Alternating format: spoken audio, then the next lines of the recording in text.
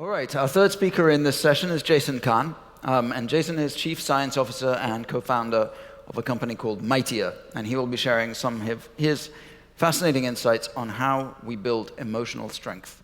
Jason, come on up.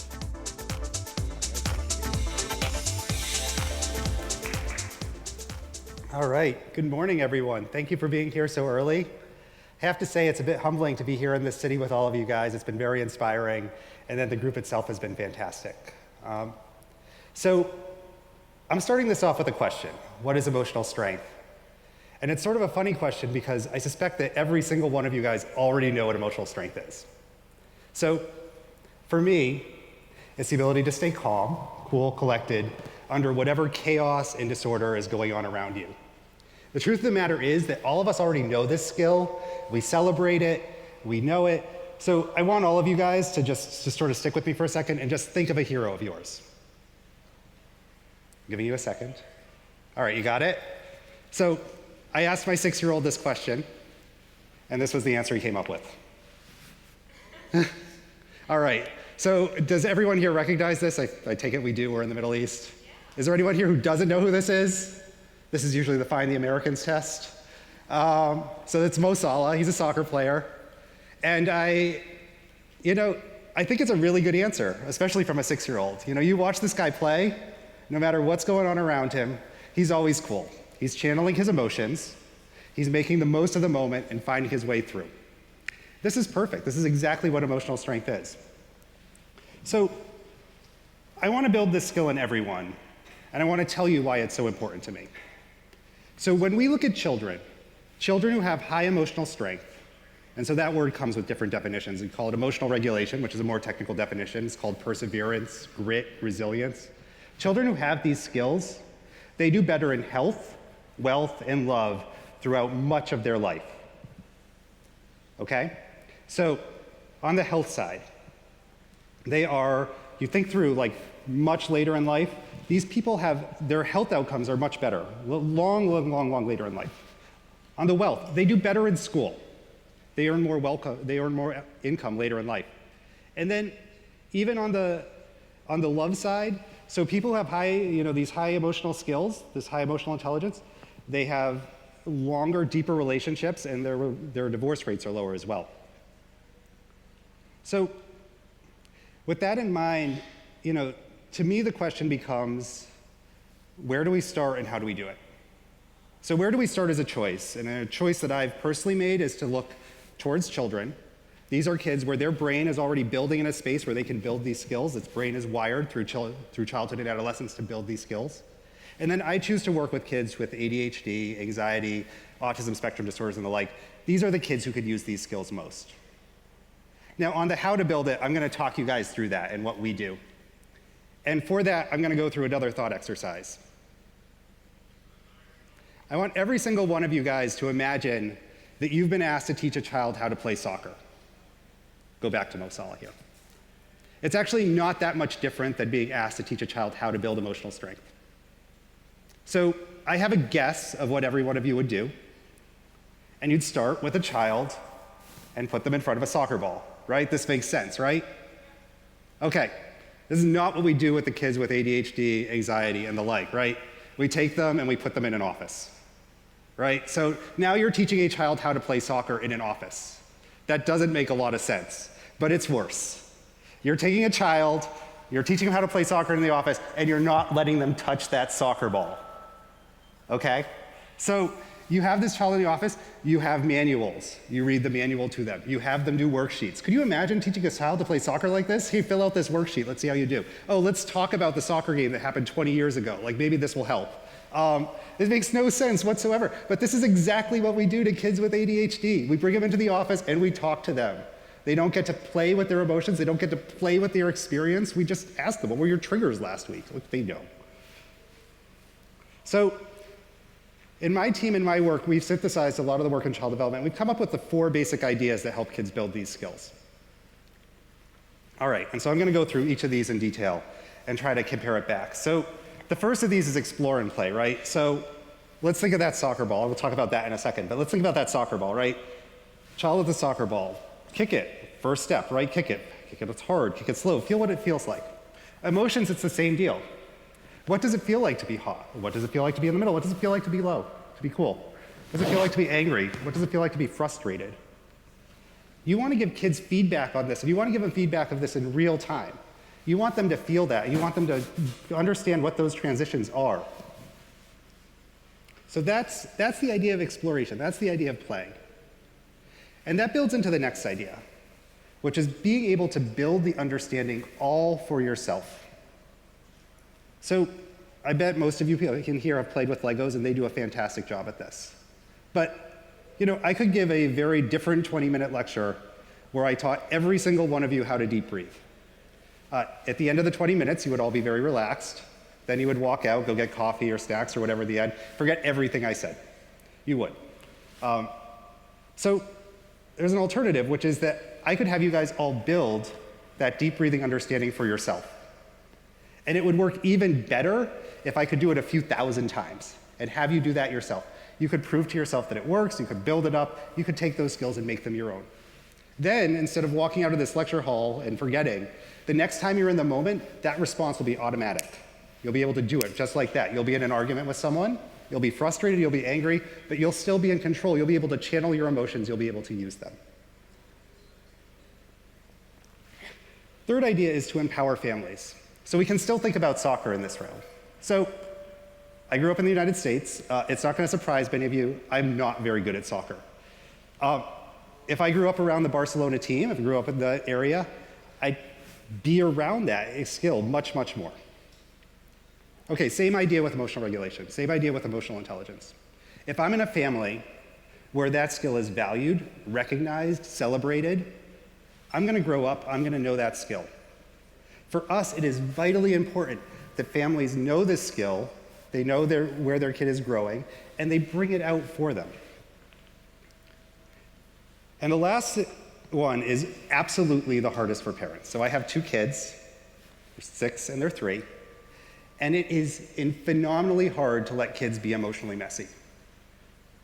But the truth of the matter is that every single one of us has emotions. If we as parents jump out and try to solve problems for our children, they're not going to know how to solve it when they're put on their own. They're not going to know how to solve these problems. And so for a parent, there's no easy answer, but you've got to be able to basically step back and know that there is some element of letting your child figure out their challenging emotions by themselves. Now, the ideal is to build a safe space where this can happen, so that they can experiment and play and have these sort of negative emotions in sort of a safe, constrained space and still know how to get out of them. So good news is that we can put all these pieces together and we can actually build this environment. And I'm going to show you a little bit about what we've done. So I'm going to quickly introduce you to Mightier. And Mightier is it's very kid-focused, very kid-first idea. Lets kids build personal skills. It's actually kind of fun. I feel like I get to respond directly to what Manuel's talking about. How do you make it for someone? So there are 25 games. We keep adding games to Mightier, so there's just a lot of games in Mightier.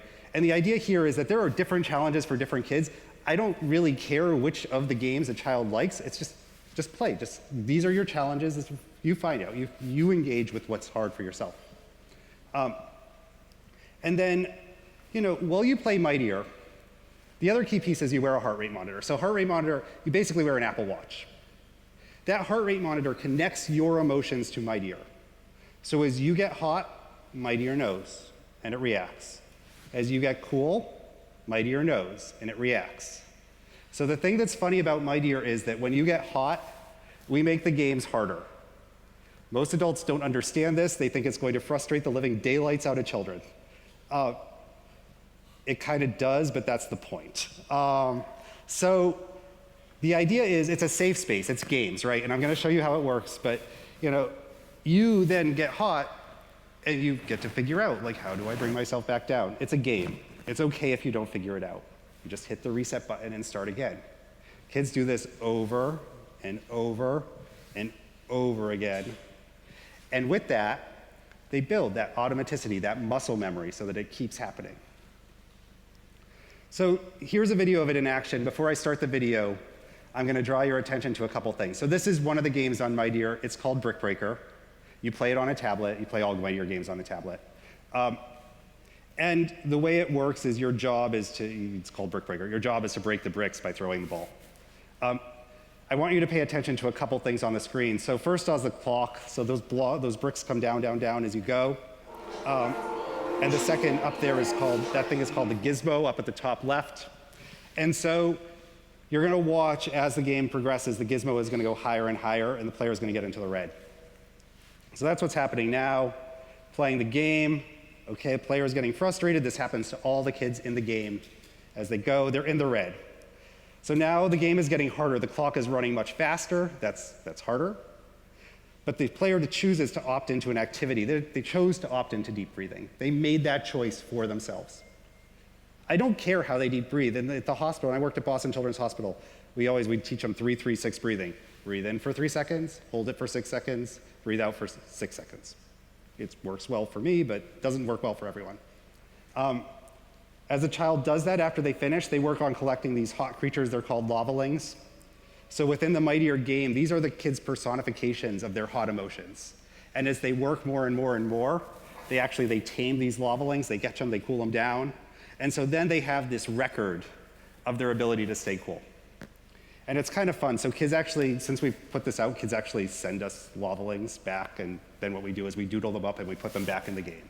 So kids have this, not only do they have this record, they get to make their own record of the lavalings as they go. And then the other piece for us is we do a lot of work to involve families. So every family goes into a private community. It's moderated by a PhD social worker. They can ask questions. Again, we want to be empowering to families, right? So there's a lot of stigma around mental health. I think that's true everywhere. And we want to make sure that families have a place where they can ask questions and not feel judged and really worry about what the best outcomes are for their families as they go. And then families also get timely content on a dashboard. So, when I think about, one of the things that we think about a lot is what does this mean? Not only what does this mean for the children, which, we do really well with children. So my background, just as a little bit of background, I was in academic medicine. I was a developmental psychologist. I was working at Boston Children's Hospital. When we came up with this idea, we did what academic medicine people do, and we were like, well, let's run a randomized clinical trial. And the thought there, we saw these nice symptom decreases. So we saw this decrease in disruptive behavior. We saw this decrease in oppositional behavior. And then we saw this amazing thing. We saw a decrease in parent stress. So you go onto the App Store, you open up your phones today, you're going to find plenty of apps for mental health. You'll find them. The thing is that you get really good at building the skills in the context of whatever that app is, and they never spill out into the real world. That just doesn't happen. For us, we were amazed. These parents, these kids are building these skills, and then these parents, who are not the child, they're reporting less stress. And that was, for us, okay, well, let's figure out how to share it. And that's, so that's how we ended up where we are. The other thing that's amazing is that we do much better than traditional therapy. So traditional therapy, best in class is called cognitive behavioral therapy. And the amount of people who improve in the real world with cognitive behavioral therapy is very low. Emmanuel already told you why that is, right? So we validate these things in the lab, and then people go and use them in the real world, and it doesn't work. That's because they weren't the same people that we had in the lab. Mightier, the parents do much, much better. The other thing that's phenomenal, and why that is, in CBT, people don't tend to stick around very long. So in general, you keep people around for 3 to 4 visits in CBT. The bad news is you need 13 visits to get better. That's generally what's accepted. With Mightier, people are double that in the amount of sessions that are completed. So we have a better mode of learning, and we're able to keep people around longer. And because Mightier, it's all software-based, right? So now we get to find this paradigm that is beyond the digital, beyond the trial. And this is what we're working on next. But it's hey, we've got all this data coming in. How can we continue to refine our intervention, continue to make it better, continue to cycle so that kids are more engaged and see outcomes much, much faster? So to sort of sum up, I want to tell you why this is so important to me. Right now, worldwide, there are 500 million children in line. This is true in Boston. This is true in San Francisco. I live in Boston. It's true in Dubai. You know, you find these fantastic cities with all these resources. There just aren't enough mental health workers to go around. And then when we get them in the office, this is what we're throwing at them. But this is almost secondary, right? So we know we're not giving them the best treatment. You go ask any psychologist, like, hey, is your treatment great? We know it's great. But the biggest problem is there just aren't enough psychologists. There aren't enough mental health workers to go around. And so we end up in this situation where, you know, this is Dr. Dragon, one of our characters, but he's tasked with, for every one mental health worker, there are 11,000 people worldwide who need those services. That's insane. We are not going to keep up. We are not going to be able to train enough people to keep up. That just isn't going to happen. So we need to find new solutions. We need to figure out how to work together. And we need to do this so that the adults of tomorrow end up looking like our heroes of today. All right, thank you so much for your time.